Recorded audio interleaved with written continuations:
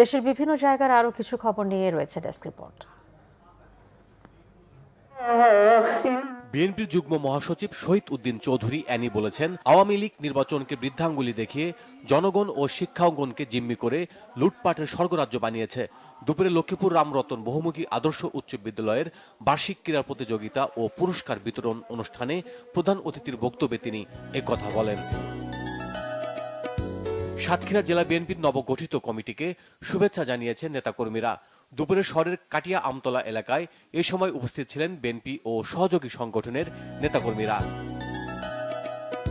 আওয়ামী লীগের বিরুদ্ধে নাটোরে অবস্থান কর্মসূচি ও বিক্ষোভ মিছিল করেছে বৈষম্য বিরোধী ছাত্র আন্দোলনের শিক্ষার্থীরা।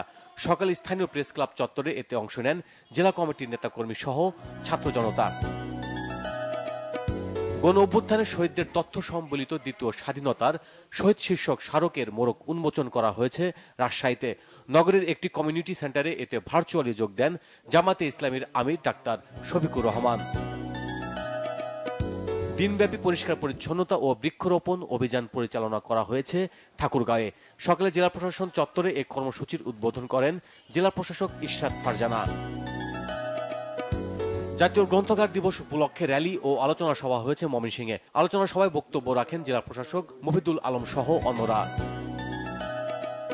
3 দিনব্যাপী কৃষি মেলার উদ্বোধন করা হয়েছে টাঙ্গাইলে। জেলা কৃষি সম্প্রসারণ অধিদপ্তরের আয়োজনে মেলার উদ্বোধন করেন জেলা প্রশাসক। বিশেষ চাহিদা সম্পন্ন অটিজম শিশুদের মনোবিকাশের জন্য চিত্রাঙ্কন প্রতিযোগিতা ও পুরস্কার বিতরণী হয়েছে নেত্রকোনায়। সকালে শহরের কুরপার এলাকায় এতে বক্তব্য রাখেন জেলা সমাজসেবা কার্যালয়ের সহকারী পরিচালক Harun or Rashid. Bangla vision news desk.